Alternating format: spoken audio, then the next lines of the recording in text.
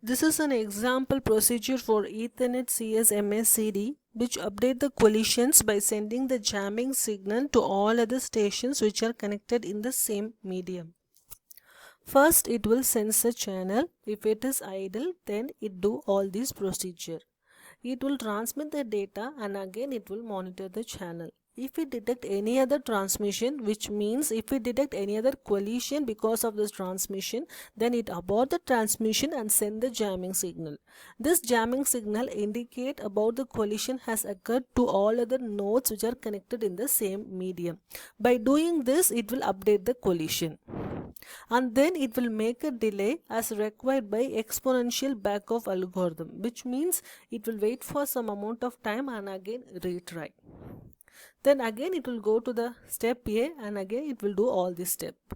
Here, when it transmit and monitor the channel, if it does not detect any other transmission, which means it have done with the frame, which means the data has been sent or the frame has been sent successfully. And if the channel does not seem to be idle, which means it is busy, then it have to be wait until the ongoing transmission is over and then again it will check or sense the channel to be idle. Now let's see about carrier sense multiple access with collision avoidance, that is CSMA-CA. In wired network, collision detection is high and it is possible. Whereas in wireless network, much of the sent energy is lost in transmission. That is, the received signal has very little energy. So, only 10% of the additional energy is used in case of collision. So, in wireless network, collision detection is not that much effective. So, we need to avoid collision. So, CSMA-CA was invented for the purpose of wireless network. Here there are three strategies have been used to avoid the collision. The first one is interframe space. That is, even the channel is idle, the station will defer or postpone the transmission to avoid the collision. Which means it will not send the packet immediately but wait for random amount of time. And that is known as the IFS. And even after the IFS time, again it will sense the channel for the idleness. Then the station will send the data and again it will wait for the time, and that time which is equal to the content window time, which we will discussing about the next strategy. So, in this CSMA-CA, the IFS can also be used to define the priority of a station or a frame, which means the station with short IFS given the higher priority so that station can send the data immediately. The second strategy is the contention window. That is, actually it is a basic idea in the binary exponential backoff. Here the time is divided into slots, which means a station that is ready to send choose a random number of slots as its waiting time. Here the number of slots in the window changes according to the binary exponential backoff strategy. That is, it is set to one slot the first time and then doubles each time the station cannot detect an idle channel after the IFS time. Which means the set of each slot doubles each time until the channel becomes idle.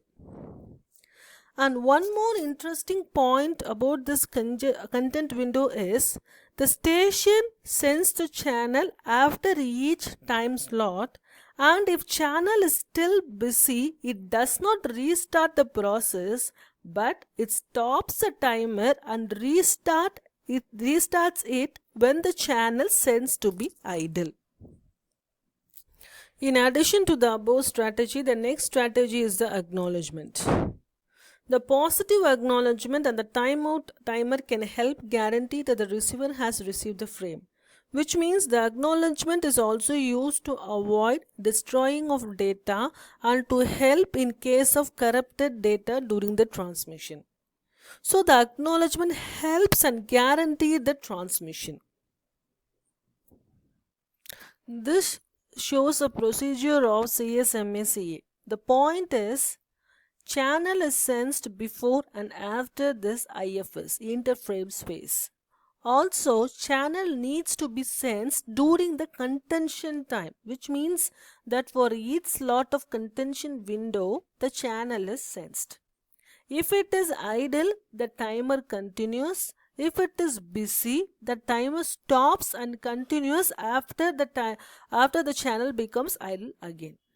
So in this picture, you can see first the k value is nothing but the timer value, the exponential Beckhoff value.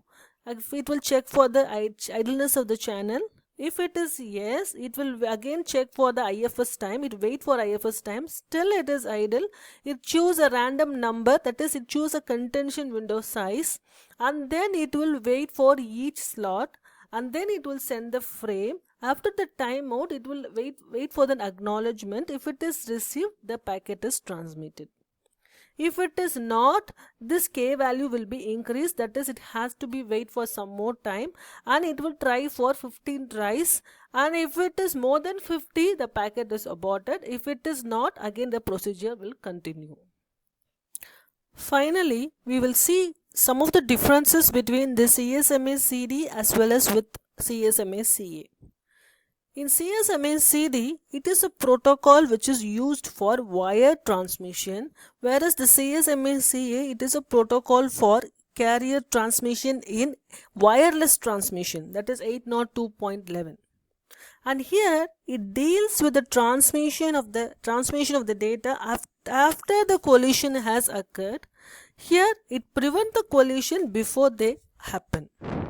And here, when the collision is detected, the network adapter will stop transmitting and wait to start transmitting again, which means a maximum of 16 collisions including from source can happen before frame is sent. And here it listens to see if paths are free to transmit. The network adapter waits a random amount of time before it transmits. The acknowledgement is needed, which means the acknowledgement is necessary for the sender to know whether it has been received or not. Thank you for listening. Hope this will give you the better understanding of CSMA.